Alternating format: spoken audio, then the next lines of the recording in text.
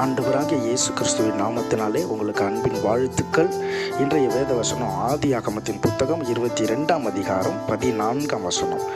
Abraham அந்த இடத்திற்கு யெகோவா ஈரே என்று பெயரிட்டான். அதனாலே கர்த்தருடைய பர்வதத்திலே பார்த்து கொள்ளப்படும் என்று இந்நாள் வரைக்கும் சொல்லப்பட்டு வருகிறது.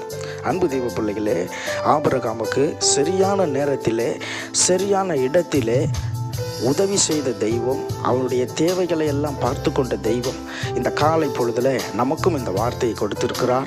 நாமும் கூட சரியான நேரத்தில் இந்த காலை பொழுதில் சரியான நன்மைகளை தேவனிடத்திலிருந்து பெற்றுக்கொள்ள போகிறோம். ஒருவேளை இந்த காலை வேளையில் கர்த்தர் எனக்கு இவ்வளவு தேவைகள் இருக்கிறது, நான் என்ன செய்ய போகிறேன் என்று சொல்லி யோசிப்பீர்கள். ஆனால் கவலைப்படாதீங்க, யெகோவா ஈரே உங்களோடு கூட இருக்கிறார். உங்களுடைய தேவைகள் அனைத்தையும் அவருக்கு தெரியும், அவருக்கு நன்றாய் புரியும்.